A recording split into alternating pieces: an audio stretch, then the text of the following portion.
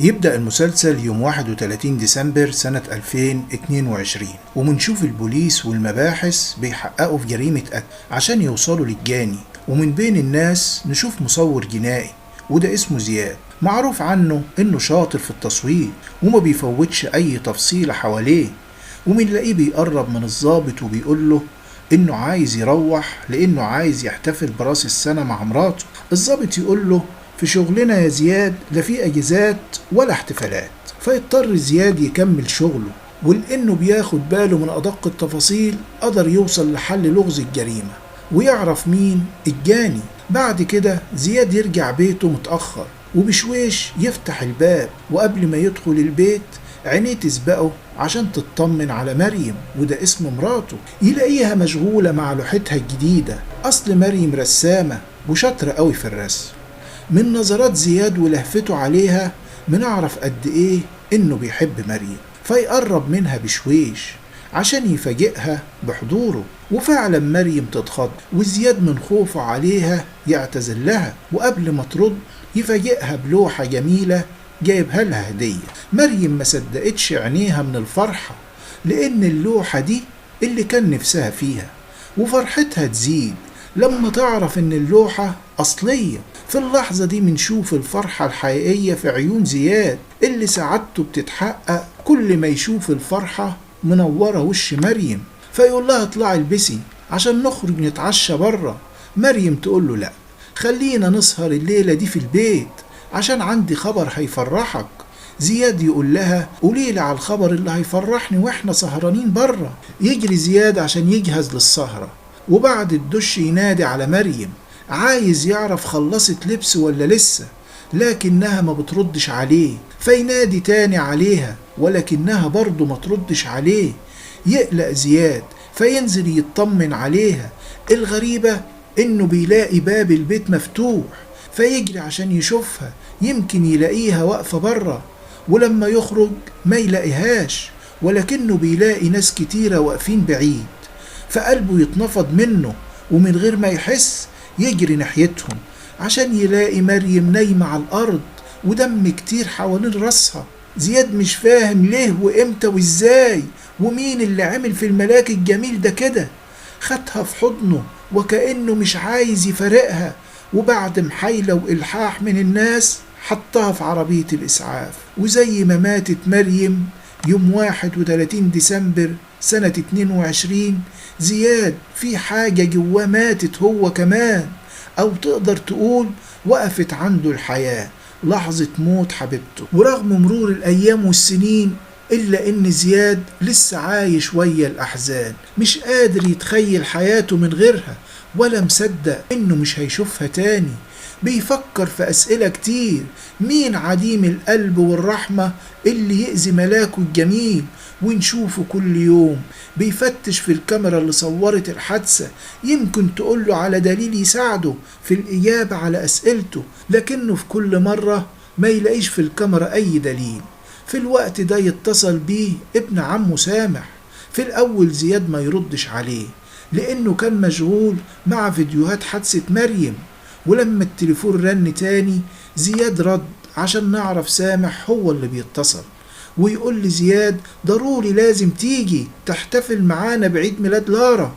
ولأن زياد مش عايز يزعل سامح فبيوافق ويروح الكافيه. ولما يوصل يلاقي سامح ومراته لارا وصاحبتها ليلى.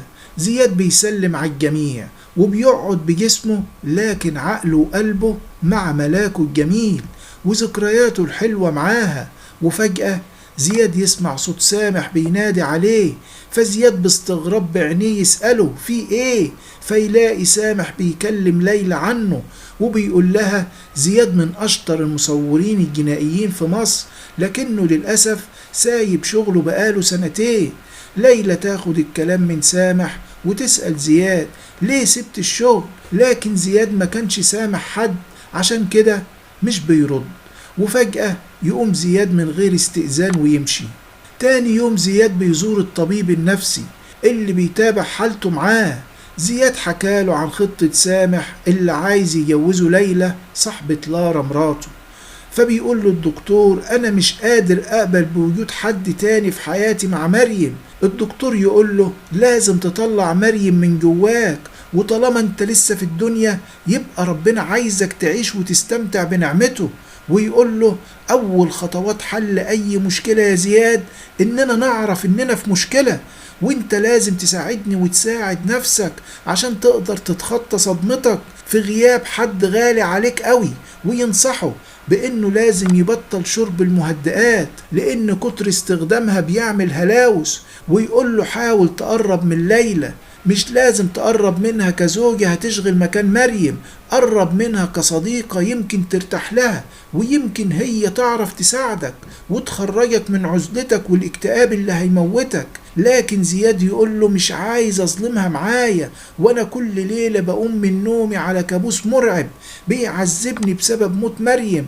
الدكتور يقول له احكي ليلى، خليك صريح معاها، فلو عايزة تكمل معاك يبقى ده قرارها، وبكده يبقى اكيد هتنجح وهتساعدك تعدي من الازمة اللي انت فيها دي. والدكتور يهز زياد من جواه لما يواجهه ويقول له اوعى تفكر ان علاقتك بليلى خيانة لمريم، يا زياد مريم ماتت وانت من حقك تعيش. يخرج زياد من عند الدكتور وفي الطريق يتصل بسامح ويقول له لارا زعلانة منك لانك احرجتها مع ليلى، ويقول له الحق نفسك وصلح الموضوع، مش هتخسر حاجة لو جربت تاني، اقعد معاها يمكن ترتاح لها. فيبان على زياد انه زهق من الحاح سامح فيقفل التليفون من غير ما يرد عليه. ورغم اللي عمله زياد في سامح لكن سامح ما زعلش، ونشوفه سهران مع لارا مراته وليلى وبيقول لها مش ممكن تلاقي في الدنيا دي واحد في طيبة ونظافة زياد. ويقول لها زياد اتبدل وتغير حاله ودخل في حالة اكتئاب وانعزال عن الناس من لحظة موت مراته، لانه كان متعلق بيها جدا وبيحبها قوي، ومن سنتين وهو بيحاول يوصل للي قتلها، لكن الكاميرات ما صورتش لا نمرة العربية ولا شكل الجاني، وبسبب كده القضية اتقفلت ضد مجهول. ومن يومها وزياد حاسس بالذنب انه قصر في حق مريم لما فشل في القبض على الجاني.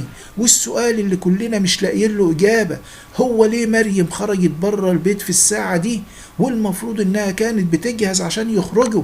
ويقول لي ليلى انا عايزك تصبري على زياد وتساعديه يخرج من الازمة اللي هو فيها دي.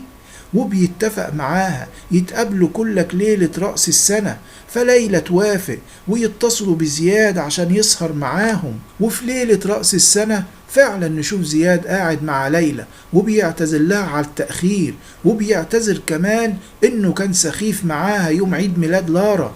فليلى تطمنه وتقول له انها مش زعلانة منه وعايزاه يتعامل معاها براحته من غير اي حاجة تضايقه، وتقول له انها بتحب العلاقة تبدأ بالصداقة وانها ما بتحبش الارتباط السريع. وعشان ليلى تشجع زياد على الكلام سألته عن الأكلة اللي بيحبها. في نفس الوقت نسمع أصوات الناس بتعلى بالعد التنازلي لبداية سنة جديدة. هنا ليلى تقول لزياد اتمنى أمنية، ومن غير كلام نلاقي زياد بيتمنى من ربنا يشوف مريم ولو مرة واحدة بس في حياته. وبعد حفلة رأس السنة تخرج ليلى وزياد فتقول له اعمل لي اد على الفيس، فزياد يقول لها انا قافل صفحتي من سنتين، فتقول له لو حبيت تفتح صفحتك تاني هتلاقيني على صفحة لارا. يرجع زياد للبيت ويتصل بسامح ويقول له ليلى طيبة قدرت تقنعني افتح صفحة الفيس. وبعد ما يخلص كلامه مع ابن عمه زياد يلاقي رسائل كتيرة على صفحته من زمايله واصحابه، وهو بيقرأ الرسائل يتفاجئ لما يلاقي اكاونت مريم شغال. في الأول ما بيبقاش فاهم حصل ده ازاي، فبيتصل برانيا أخت مريم ويسألها إذا كانت فتحت أكاونت مريم، فرانيا تقول له إنها مش بتفتحه. بعدها زياد يتصل بسالي صاحبة مريم الأنتيم ويسألها نفس السؤال، فترد عليه باستغراب وتقول له لا طبعا أنت بتسأل ليه؟ هنا الحيرة تشغل عقل زياد ب100 سؤال، ويقول في نفسه يمكن حد هكر حسابها وسرقه، فيجري على صيانة الموبايل عشان يشغل تليفون مريم المركون عنده عنده من يوم الحادثة، ويرجع البيت ويحط التليفون على الشاحن، وقبل ما ينام يبعت لمريم رسالة من كلمتين: انت مين؟ وتاني يوم يصحى زياد على صوت تليفون من ليلى، فيرد عليها فتقول له انها عايزة تقابله الليلة الساعة 7، فيوافق، وبعدها يبص على الرسايل. وهنا تحصل أول صدمة لزياد لما يلاقي رد على رسالته برسالة من أكاونت مريم بتسأله نفس السؤال: انت مين؟ فبيفتح أكاونت مريم من تليفونها اللي معاه. المفاجأة لما يلاقي آخر رسالة بينه وبين مريم كانت سنة 2022، فيتصل بخالد صاحبه ويطلب منه خدمة. وبنعرف من الكلام ان خالد خبير في التكنولوجيا وبيعرف يوصل لأي أكاونت في لحظات.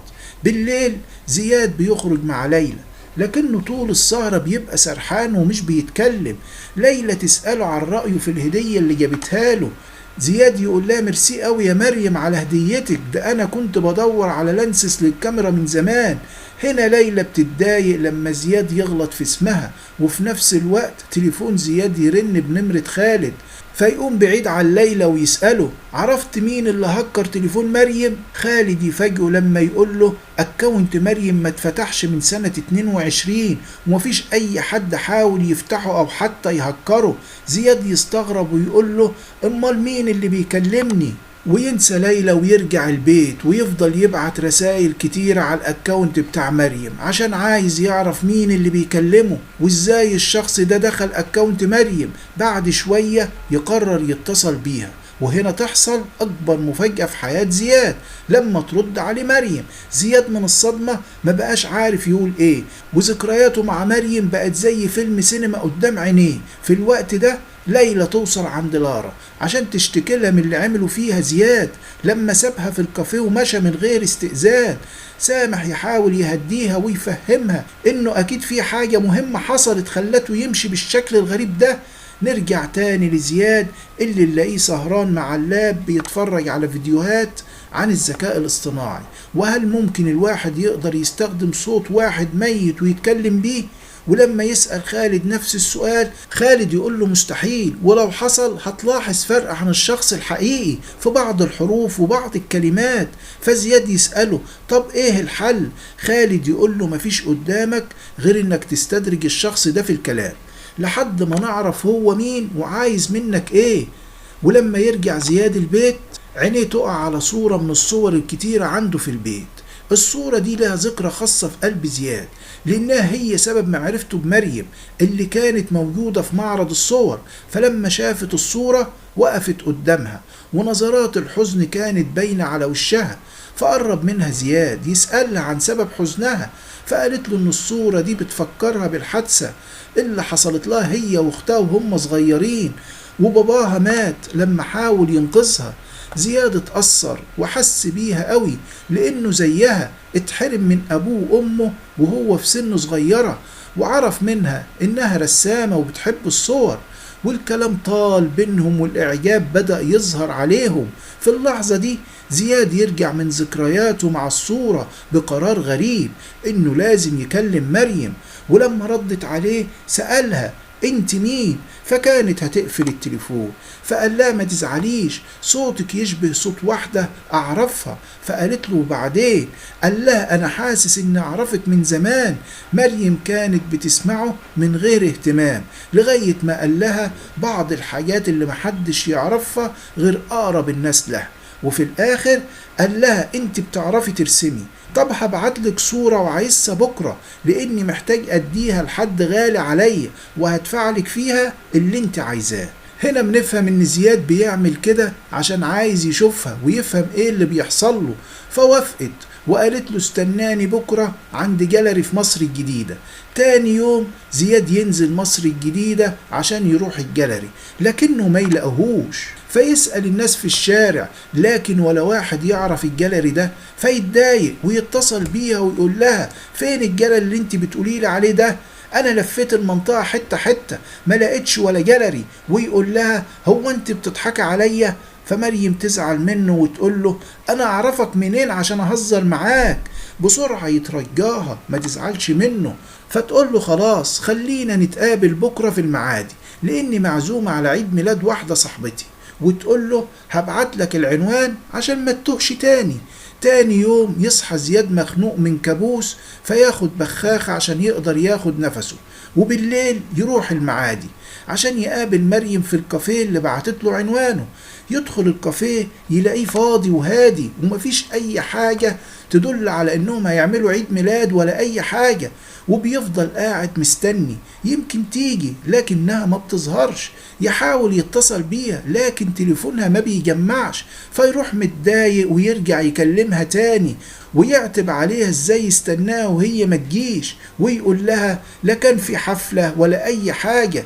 لكن مريم تقول له ازاي ده انا كنت قاعدة مستنياك طول الليل. فقال لها ده انا حاولت اكلمك معرفتش اوصلك. قالت له اصل النت كان فاصل عندي ومعرفتش اكلم حد. يتعصب عليها ويقول لها انت مين وعايزة مني ايه وليه بتعملي فيا كده. مريم تتضايق وتقول له انت انسان غريب جدا، انا مش فاهمة مين فينا اللي بيدور على التاني، وبعدين انا اهرب منك ليه وانا ليا عندك فلوس. بسرعة زياد يقول لها طب ما تزعليش ويعتذر لها. فيقول لها طب قولي لي رقم تليفونك عشان اكلمك لو النت فصل. فتبعت له رقمها، ولما يحاول يتصل بالرقم يلاقيه مش بيجمع. تاني يوم سامح يتصل بزياد عشان يطمن عليه ويقول له انا عازمك على الغدا في البيت عندي النهاردة، ويقول له بالمرة اتصل بليلى واعتذر لها على اللي انت عملته معاها اخر مرة.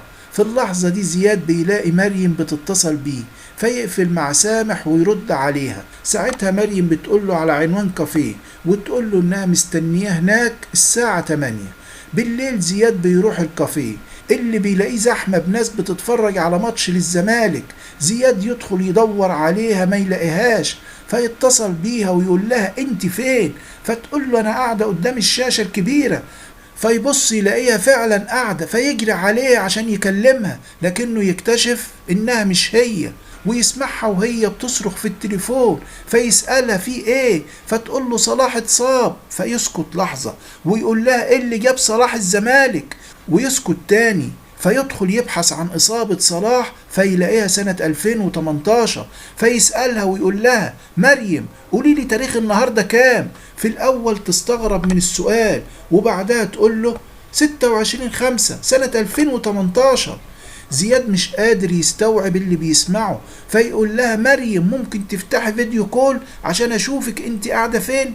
ولما يشوفها ما يقدرش يستحمل صدمة انها بتكلمه من الماضي، فيقع على الارض مغمى عليه. ولغاية هنا يخلص الجزء الاول من المسلسل بتاعنا.